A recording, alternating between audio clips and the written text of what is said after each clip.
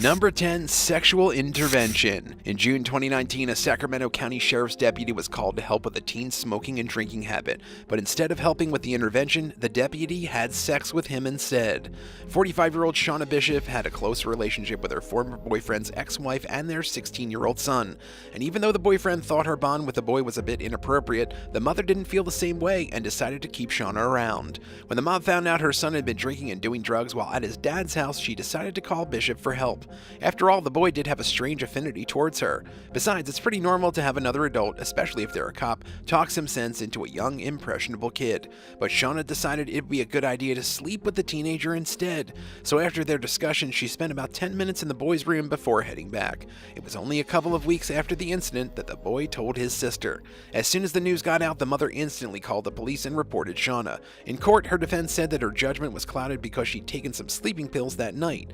That being said, those claims didn't hold up, and after her arrest, the police found records of her stepmom and stepson related porn searches on her phone just one day after the incident. As a result, Shauna was registered as a sex offender and was sentenced to 6 months in custody with 5 years probation.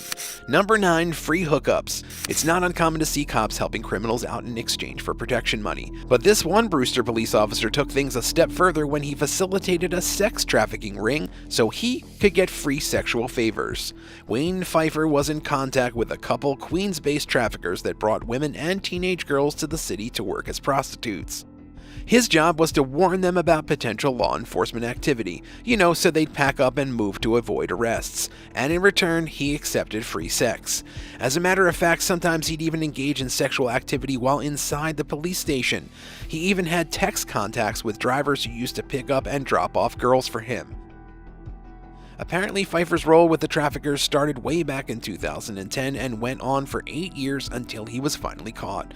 The whole free sexual favors thing, on the other hand, had only been happening for a few months. Pfeiffer's conviction means he will not only lose his job, but he'll also get a considerable jail sentence. Oh, and he didn't deny any of the allegations either. In fact, his guilty plea came right after an episode of Law & Order came out that was based on his case. So guess he watched that and realized how crazy the operation was. Number 8. Serial stalker. In November 2021, a Palm Beach Gardens police officer was arrested for stalking and threatening his girlfriend. Ryan Brome, who had been an officer since 2003, met an old friend at a funeral after 20 years. That chance meeting turned out to be a life-changing event for both of them as they hit it off and started dating. Only 5 weeks into the relationship, though, Brian's girlfriend broke up with him thanks to his toxic behavior. Apparently, not only did he have anger issues, but he also had psychopathic tendencies. Plus, he was super controlling and used his position in law enforcement as leverage. So instead of keeping his head down and walking away from the relationship, he decided to send death threats to his ex-girlfriend. Because of her physical disabilities, the ex had to use a home monitoring system in case she fell. On top of that, she had a two-way speaker system with cameras throughout her apartment. And since he was a police officer and her boyfriend at the time, she gave him emergency access to these devices. But after their relationship turned sour, he started using it to stalk her and question her about who she was speaking with or the packages she received. Also, when she didn't return his text messages on time, he'd set her alarm system off. After getting fed up with the constant harassment, she removed his access, and even then, he still tried to break into her home. Things got really bad, however, when Brian kept calling her through burner phone numbers after she blocked him. Eventually, she decided to brave his threats and report him to the police, which led to his arrest.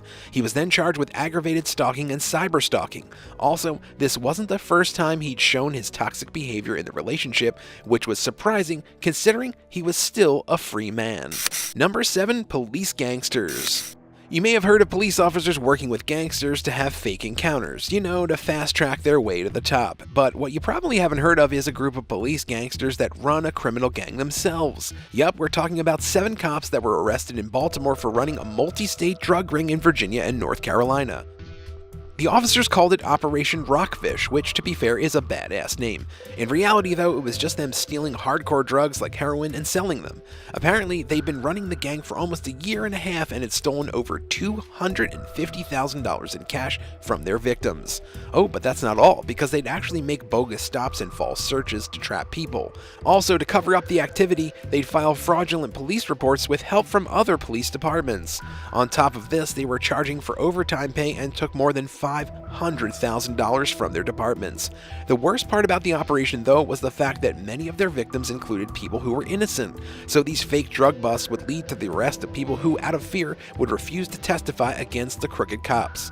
And just in case you were wondering, they turned off their body cameras.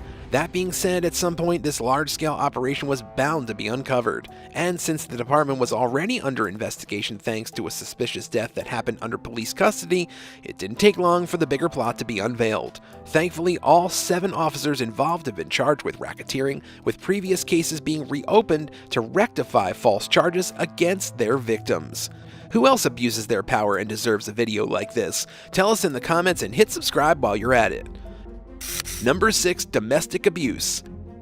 In August 2022, Miami police received calls for a disturbance. Upon arrival, they realized one of their own officers was involved in domestic abuse. 34-year-old Valerio Samir Vargas was a 5-year veteran who'd been with the Miami police force for just a couple of years, and at the time of the incident, he was living with his girlfriend and 10-year-old son. Now, Valerio wasn't exactly known for his abusive attitude, but on a fateful Tuesday morning, Vargas seemed like a man who'd lost his mind. First, he woke up his girlfriend and demanded she unlock her phone. Before she could do so, though, he pushed her to the ground and tried to overpower her. And when her son tried to intervene and help his mom, he was also shoved away. Having said that, things got really serious when he started to move towards a safe that had the 2 guns inside. So before he could reach it, they both tackled him to save their lives. And in response, Varga put his girlfriend in a chokehold and tried to basically kill her. Thankfully, though, she somehow managed to get away with some help from her son and ran to a neighbor's house where they called 911. The Miami officer was then arrested and charged with domestic battery by strangulation. He was also relieved of duty. Number 5. Towing cash. In May 2021, the FBI uncovered a corruption scheme orchestrated by 3 NYPD cops involving everything from tow trucks to straight-up drug trafficking. The trio of cops worked in the 10th Precinct in Queens, with one of them having retired in March of 2020. Apparently, they'd been running the scheme for nearly 5 years before they were arrested at their Long Island homes. Now, their crimes weren't simple or traceable like the group we talked about earlier. Instead, these guys had an almost foolproof plan. For example, for one of their accident investigation gigs, they take thousands of dollars in bribes from towing firms to hand them the crash jobs. Of course, that doesn't sound like a big deal, but in reality, the NYPD is supposed to use a program to authorize tow operators and distribute orders fairly, which these guys didn't do. While the towing jobs were an easy way to make a quick buck, the real money came from their fake jobs as security for multiple drug distribution networks. They just show up with a gun, pointed at the drug dealers, and run off with the heroin and other substances themselves. The surprising thing, though, is that a lot of times they just forget to switch off their body cams, which resulted in incriminating evidence. What isn't shocking, though, is the fact that they were also incredibly racist, to the point that they were recording expressing affinity for the notorious KKK and throwing out slurs willy-nilly. But they were eventually arrested by the FBI on corruption charges, with a retired officer facing life in prison for drug charges and the other 2 facing at least 5 years on bribery charges. Thankfully, justice will be served. Number 4. War on drugs. It's always nice to see the son of a law enforcement officer following in his father's footsteps to deal with drug problems. But this Jackson County cop got a bit too proactive in his arrests when he started planting the evidence himself. 28-year-old Zachary Wester began his law enforcement career with the Liberty County Sheriff's Office in 2015. But 9 months into his career, he was kicked out thanks to allegations of sexual misconduct. This should have been enough to ring alarm bells for the rest of the police force, but oddly enough, he landed another gig as a patrol deputy at the Jackson County Sheriff's Office just a few months later. His job was to make traffic stops and snoop around for drugs, and honestly, it looked like he was really good at it since he managed to make a record number of arrests only in a couple of years. By 2018, word spread in the courthouse circles that his cases were questionable due to his submitted evidence not being up to the mark. Plus, his reasons for stopping vehicles and searching them were also very suspicious. So, after a lengthy investigation, it was discovered that he'd been planting drugs on innocent motorists that had gotten 20 people arrested for no reason at all. In fact, video evidence of him putting packets of cocaine in his victims' pockets was also found, and his impounded car had drugs in it that he had apparently nabbed from one of his actual busts. As a result, Wester now faces 10 years in state prison on many different charges. Number 3. Hush money. In May 2022, federal authorities revealed a crooked corruption scheme involving 5 Patterson cops and their sergeant.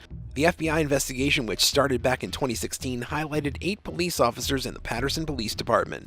Apparently, they had a habit of beating their victims into submission. As a matter of fact, one of the cops even admitted to abusing a suicide patient in their hospital emergency room. Oh, and selling drugs was a super normal thing for them since they all colluded and took turns on who'd do the dirty work on a given day. Unlike other corrupt cops, they had an ingenious plan to shove everything under the rug without raising suspicion.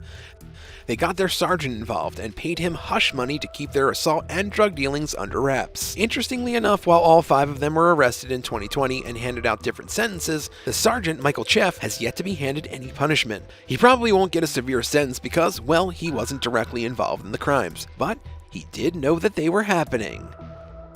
Number 2 blazed out of his mind. In August 2022, a Miami police officer was arrested because he'd been driving under the influence of cocaine. 32-year-old Jeffrey Jose Marcano had been on the force for 8 years and had a clean record for the most part, but things started to shift when his colleagues noticed something off about him, as if he'd been doing drugs. So they decided to launch a probe on him and follow him around to catch any illegal activity. And that's exactly what they found when he drove a police vehicle to a Colombian restaurant.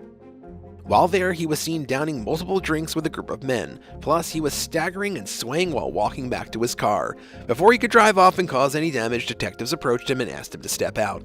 In a split second of some stupid decision-making, he thought he could just get away by dropping 2 small bags of cocaine out of his pocket. So they wouldn't actually find it on him, but of course he was way too clumsy and was noticed, resulting in his arrest on the spot. He was then suspended from the job and charged with drug possession. Number 1 undercover agent.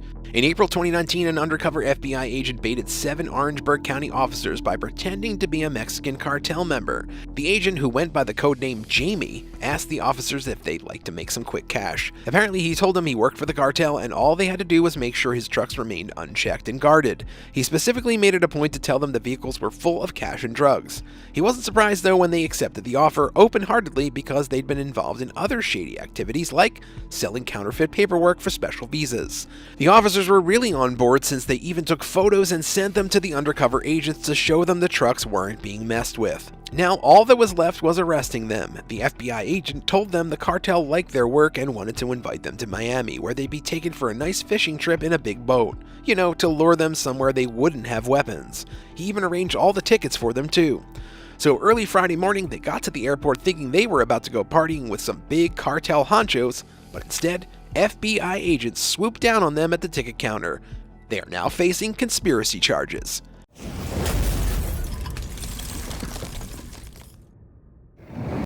Number 10 Cannibal History Teacher.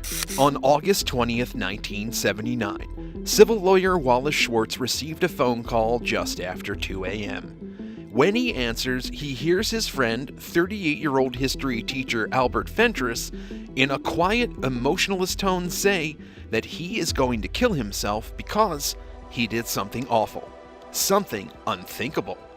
The chilling story of Albert Fentress shocked and devastated the world, especially the people in Poughkeepsie, New York. The middle school history teacher lured his victim, 18-year-old Paul Masters, into his home.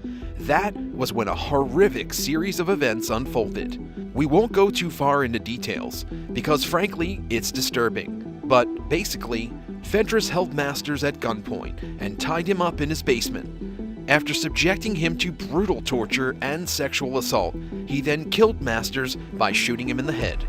Afterwards, he turned into a cannibal and ate portions of his body. After being arrested, Fentress was ruled insane. He's been institutionalized ever since. But did Albert really lose touch with reality? Or did he know exactly what he did and how to get away with it? Number 9. George Kenney. In 2011, 3 promising young students died mysteriously in the city of Northport, Sarasota County, Florida. Brittany Palumbo, age 17, Marcus Freeman, age 16, and Wesley McKinley, 16, all suffered tragic fates. Palumbo and McKinley took their own lives by hanging themselves. Freeman crashed his car and was fatally injured. The deaths were traced back to one man, and a surprising one, Dr. George Kenney, the principal of Northport High School. Kenney had a keen interest in hypnotism, having studied the subject in 2006. Kenney saw it as a way of helping people with their personal issues. he regularly hypnotized students and staff. By doing so, he was storing up a world of trouble for later. Brittany Palumbo needed help coping with exams. Marcus Freeman wanted to improve his football game. And Wesley McKinley was a keen guitar player. Kenny likely thought he was doing some good by hypnotizing these impressionable young minds. But his lack of qualifications led to the three students becoming dangerously disoriented. Kenny worked with a reported 75 students. Some were put under by the school hypnotist more than once. He also taught people how to hypnotize themselves. A connection was later made between Kenny and the deaths, so he was charged with the misdemeanor of hypnosis without a license. The principal was handed a sentence of 1 year's probation. Families of the victims were awarded $200,000 each by the Sarasota County school districts. Kenny himself wasn't pursued in the courts due to Florida law, but was eventually forced out of teaching in 2013. Number 8. Zithakizizi High School Killings. This extraordinary and shocking story starts with a school field trip back in 1999. Zithakizizi High School in South Africa was the scene of a horrible shooting. A dispute began when students discovered they'd overpaid for their educational outing. A difference of 30 cents was all it took for trouble to flare up. They wanted their money back, but the school didn't agree. This was wrong, but what happened next was catastrophic. The unhappy students started a riot. They damaged the school principal's car, throwing rocks at the vehicle, then at the library windows when staff shut themselves inside. Things were spiraling out of control. What happened next was horrifying. The principal and other staff members got out guns and started shooting at their own students. A 19-year-old student, Sithembiso Kakwenya, was killed, and 2 others were badly injured. The teacher and the principal were quickly arrested, but they were eventually released on bail. A spokesperson for the education department said it was clearly self-defense, but they can't condone the actions of the teacher and the principal. Number 7. Private school killing. 23-year-old Yu Hagino was a part-time teacher at a private school in Uji, Kyoto Prefecture, Japan. Hagino tutored 12-year-old Sayano Horimoto, but couldn't connect with the student. They didn't get along, with the 6th grader constantly mocking him during their lessons.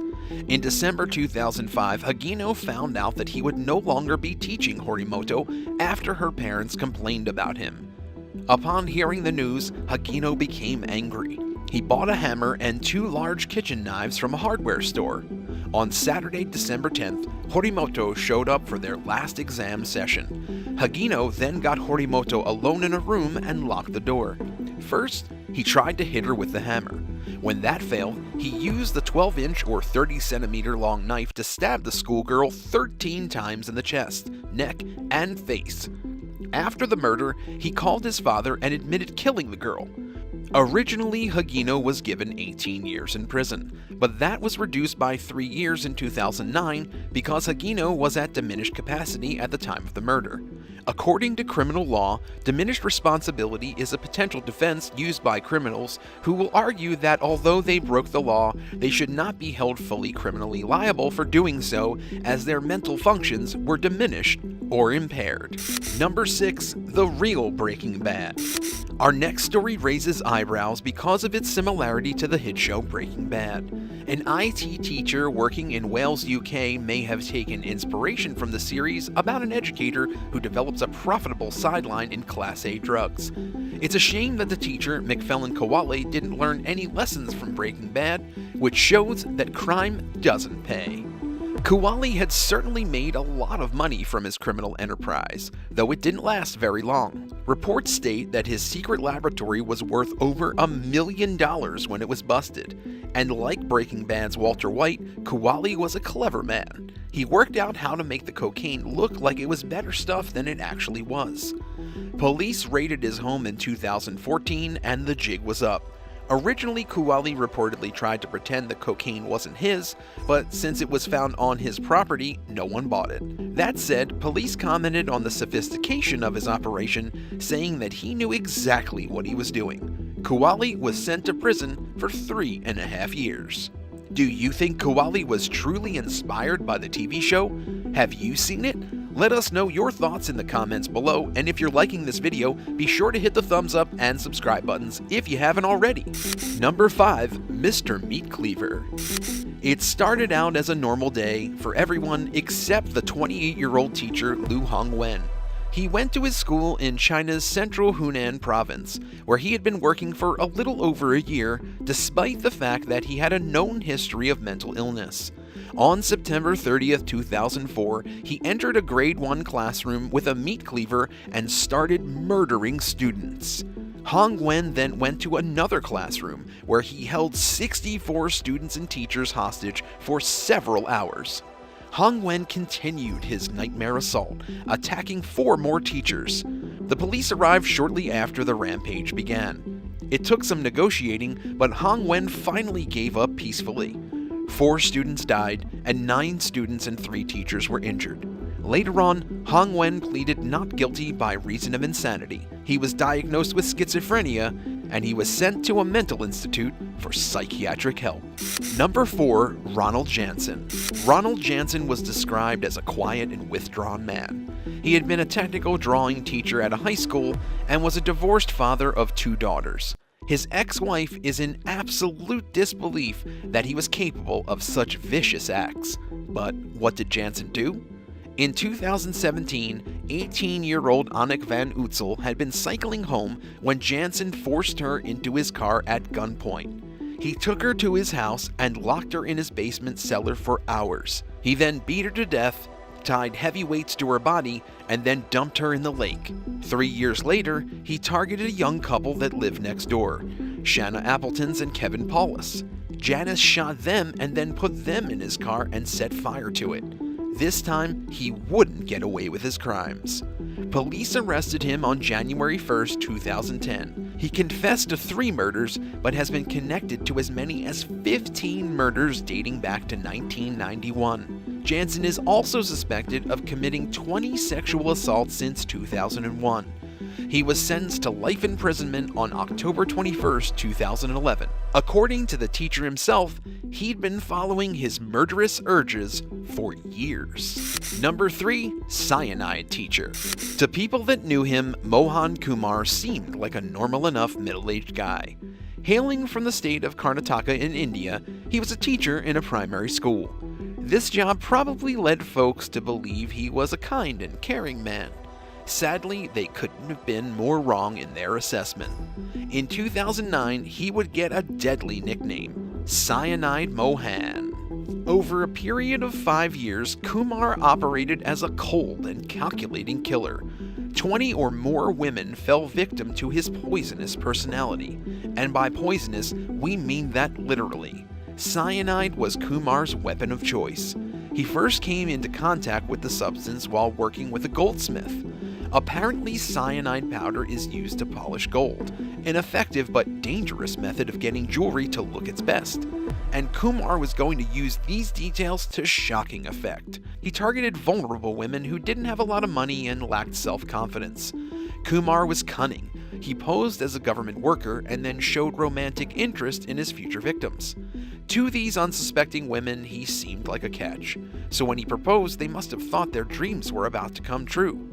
On June 17, 2009, a 22-year-old Anitha Muya was reported missing by her family.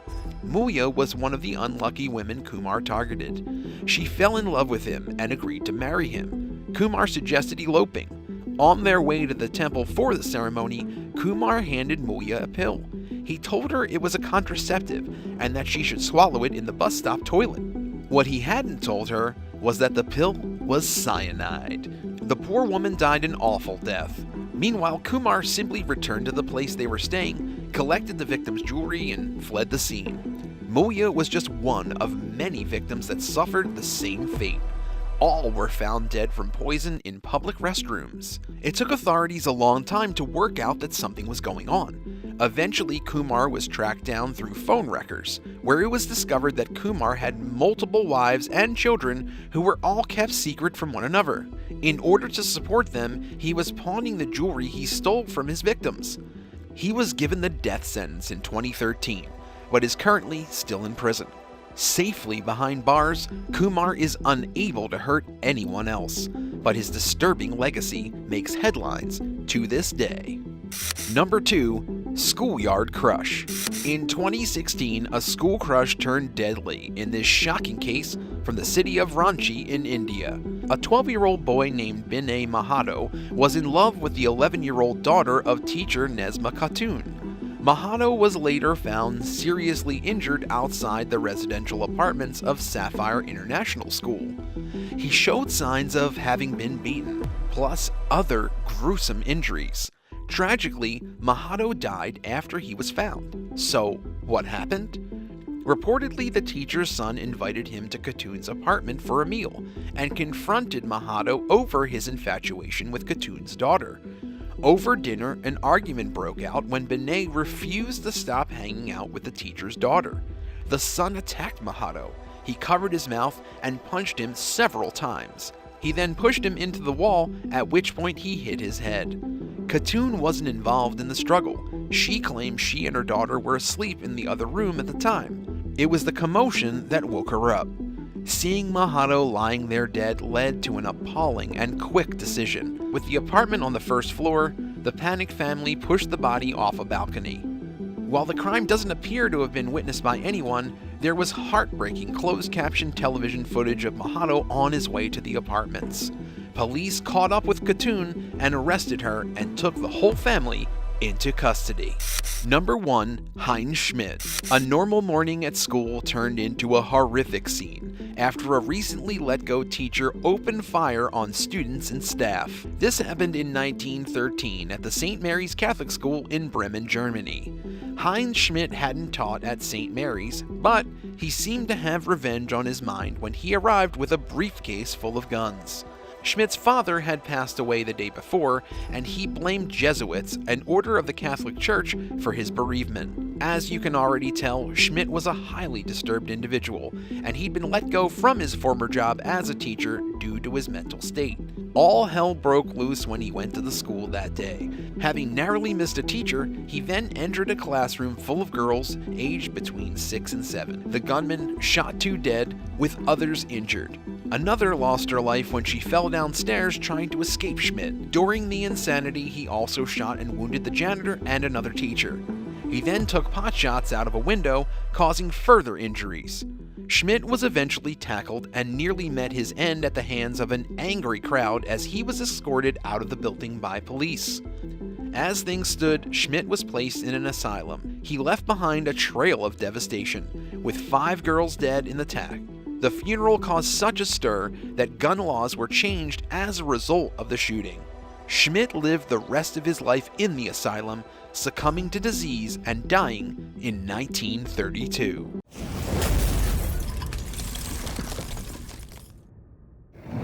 Number 9. Dark Web Deacon. Cottage Grove, Minnesota's Church of God community knew 44-year-old Stephen Allwine as a highly regarded deacon and elder, but deep down he was a sick man. No one that knew him would have suspected him to be a murderer. In 2018, Allwine went on the dark web under the username DogDayGod to find a contract killer to murder his wife Amy. But prosecutors believe that when Allwine was scammed by a murder-for-hire site, he took the gun into his own hands and fatally shot her. Allwine allegedly spent $6,000 in cryptocurrency trying to find someone who would commit the murder and make it look like an accident. Left to his own devices when his initial plan failed, prosecutors claim Allwine drugged his wife before shooting her in a hallway and moving her body to the bedroom where he tried to pose her body to make her death look like a suicide. He then dialed 911 to report that his wife had taken her own life.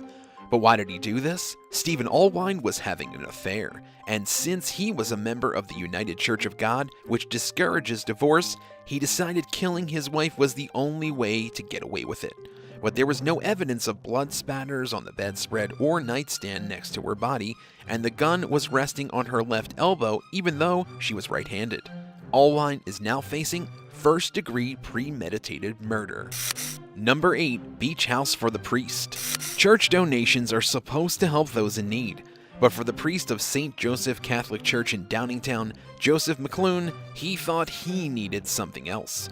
In 2019, the Chester County District Attorney's Office announced the arrest of the church leader. McClune stands accused of stealing more than $98,400 from the church and using the money for a beach house and for his multiple boyfriends. Chester County detectives had actually been suspicious of McClune for quite some time before they had made their arrest. Investigators claim that McClune opened a secret checking account 7 years ago in 2011 and diverted parishioner donations into that account and misappropriated other church funds. And according to prosecutors, he used the funds to pay for dinners, travel, and a cozy beach home in Ocean City, New Jersey. When he was confronted by the Archdiocese of Philadelphia about the money, he also admitted to paying for, quote, personal relationships with other men with the funds he stole from the church. McClune had sent thousands of dollars to men he had met on Grindr. 58-year-old Joseph McClune has been charged with 18 counts, including multiple counts of felony theft. He violated the trust of his church for his own personal gain. Number 7. Gambling nuns. Mary Margaret Kruper, a 79-year-old nun, was the dedicated principal of a school in California for 28 years. For almost 3 decades, she had hid a very unholy secret: her addiction to gambling. Due to her craving for casino games, she misused the institution's funds. Basically, she stole from the church to fuel her blackjack needs. An investigation by police revealed that the nun had appropriated the school's resources to gamble in casinos and pay her bank debts. Mary Margaret forged a large number of documents to appropriate the money, which came from the students' enrollment. In addition, she revealed that when she committed this crime, she ordered the employees to destroy all the evidence. Over the years, this little old woman took about $835,000. That's almost $1 million. Mary Margaret could be sentenced to 40 years in prison, but it is expected that due to her age, the punishment will be less. Number 6. Savage. Sometimes sorry just doesn't cut it. The High Point Church hosts a congregation of over 2,000 members every week in Memphis, Tennessee. One pastor of the megachurch named Andy Savage did the unspeakable. Over 20 years, when he was just 22, serving as a youth pastor, he admitted to a, quote, sexual incident with a high school student he had been teaching. What he described as an incident, his victim, Jules Woodson, called sexual assault. She came forward with the ordeal during the Me Too movement. Woodson claimed that Savage took advantage of the power dynamic between them as her teacher in an overreaching abuse of power. Afterwards, he begged for her forgiveness and pleaded for her not to tell anyone. Unfortunately, the statute of limitations was up, so the assault could not be legally pursued. Andy did receive quite a bit of backlash, though, and, very surprisingly and disturbingly, some praise too. Savage publicly announced to his congregation, quote, "After much prayer and counsel, I now believe it's appropriate for me to resign from my staff position at High Point Church and step away from ministry in order to do everything I can to right the wrongs of the past." This announcement and admission of guilt was oddly met with a standing ovation from the churchgoers and many online who praised Savage for admitting his mistakes. Owning up to what you did doesn't fix everything, though. Jules Woodson has had to live with the trauma of her assault for over 20 years, while Savage is just now receiving a fraction of the pain she had to deal with. What do you think of Mr. Savage? Should he receive some savage punishment? Let us know your thoughts in the comments below, and if you're liking this video, be sure to hit the thumbs up and subscribe buttons if you haven't already. Number 5. Jeffrey Lundgren. The FLDS wasn't the only cult to stem off of the Mormon faith. Jeffrey Lundgren was a self-proclaimed prophet in the 1980s that led one of these so-called cults. Lundgren would lead Bible study sessions for his followers out of his home during these years. At these, quote, holy sessions, he would bully and discourage anyone who didn't agree with his biblical interpretations. Eventually, he amassed a few devoted followers, some of whom gave Lundgren their life savings to support his preaching. One day, Lundgren told his followers that he received a vision from God telling him that they must move to Kirtland, Ohio in order to witness the second coming of Jesus Christ himself. During this time, Lundgren lived with 7 of his followers. The only ones who didn't live in the same building were the Averys. Lundgren saw this as an obvious sin against himself and God, and he was especially angry to find out the Averys had a separate bank account to use only for their family. He kept telling his followers that they had to seize the Kirtland Temple by force in order to see God, but he soon changed his preaching. He told them that they had to kill a family of 5 in order to show their devotion. It just so happened that there were 5 members of the Avery family. To prepare for the wicked crime, Lundgren told his followers to dig a pit in the barn close to where they lived in order to bury the bodies there. After a meeting with all the church followers, including the Averys, Lundgren and his accomplices killed all 5 members of the Avery family.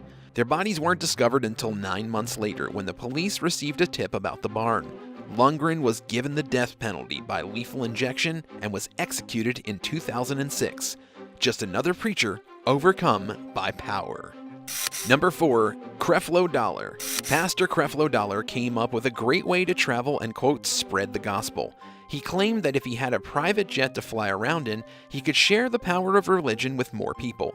But did the jet have to cost $65 million?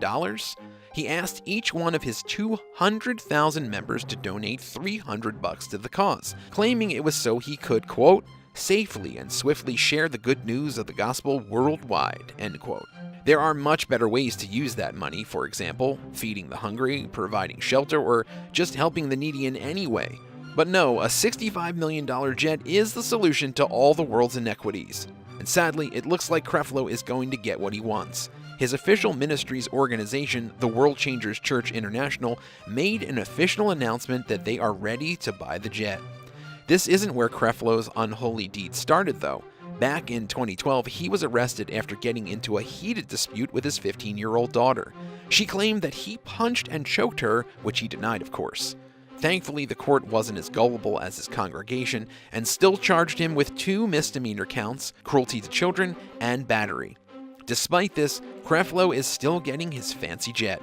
So get ready to see him flying around the world soon, spreading his, quote, gospel.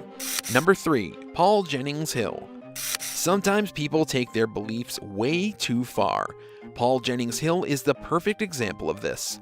Hill had the textbook definition of a cookie-cutter perfect life. He was a minister in the small town of Pensacola, Florida, with a beautiful wife and 3 kids, but sometimes he took his preachings a little too far. You see, Hill was a well-known anti-abortion extremist, even making multiple television appearances where he said so-called, quote, defensive action must be taken against those who provide abortions. Shortly after these appearances, the Orthodox Presbyterian Church excommunicated him for his unholy activism. A year later, Hill took his beliefs and turned them into actions. He walked into an abortion clinic in his town named the Ladies Center. One of the doctors of the clinic and his bodyguard, John Britton and James H. Barrett, were the first Hill spotted. He opened fire on the 2 of them with a shotgun at close range, killing them both. The bodyguard's wife, June, was also nearby and hit. Luckily, she survived the attack. Once he finished what he intended to do, Hill simply waited for police to arrive and arrest him.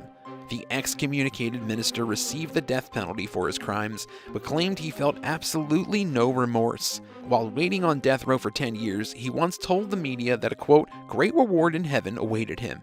On September 3, 2003, Hill was executed by lethal injection. Number 2. Stealing from the needy. In the west side of Chicago, a church run by Reverend Clarence Smith Jr. called the New Life Impact Church served as a safe place for lost souls in the neighborhood. It was a place where the hungry could be fed. At least that's what it was supposed to be. In reality, the Reverend was stealing from his members. Hundreds of thousands of dollars that came from a federally funded program to feed children in need was taken by Smith. What did he spend that money on, you might ask? Well, $142,000 of it was spent on a Bentley, and more was spent on other luxury goods, and that's just what was uncovered in 2020. Smith has a long history of financial deviancy. 10 years prior, the Reverend was accused of swindling an elderly man. He supposedly used multiple signature forgeries to get over $100,000 from the poor guy. And that's not where his money troubles and sketchy behavior started. In 2012, he owed $80,000 in restitution fees, but he filed personal bankruptcy to get out of it. Plus, he's been sued twice by companies meant to supply food after he bailed on their contracts, and he's $8,000 overdue on his church's property taxes. His recent crimes stem from him over-reporting the number of meals he served to the needy, so the government sent him more money than he ever needed. Close to $1 million was given to Smith's church, but he would take it and use it for himself. So what happened to him? Nothing. Well, he's under court supervision, so not exactly nothing, but it's more than likely that he'll get off with no hard convictions. Number 1. Ted Haggard. Formerly one of the country's leading pastors for the evangelical faith, Ted Haggard's megachurch empire crumbled after it was discovered that he wasn't as devout as he preached he was. The pastor started off his career in Colorado Springs in 1984. He claims that a vision from God told him he needed to create a church at the center of evangelism. Starting with a measly 22 people, Haggard grew his church, called the New Life Church, into over 14,000 members, making it one of the biggest churches in the country. During this time, he was named the president of the National Association of Evangelicals. But what was going on behind the scenes? Everything he built up fell apart in 2006, when claims came out from a gay prostitute claiming Haggard had paid him multiple times for sexual acts. His empire fell overnight, and he was forced to give up his job at the church he created, so he moved to Arizona. While there, he says he received counseling to talk about his sexuality more. He admitted to having gay urges because he was molested when he was a child, but that overall he was straight. Many were openly outraged with Haggard after he preached homosexuality was wrong, then hypocritically participating in the very same acts. He now talks openly about the whole incident and says the scandal increased his faith. After a few years of reflection, Haggard and his wife, who stuck with him through everything, have opened a new church that welcomes LGBTQ+ members. Hopefully, Haggard will now be more accepting of different people and begin to practice what he preaches. Thanks for watching. What do you think of these church leaders gone wrong? Let us know in the comments below, and don't forget to subscribe. See you next time on The Bad Badger.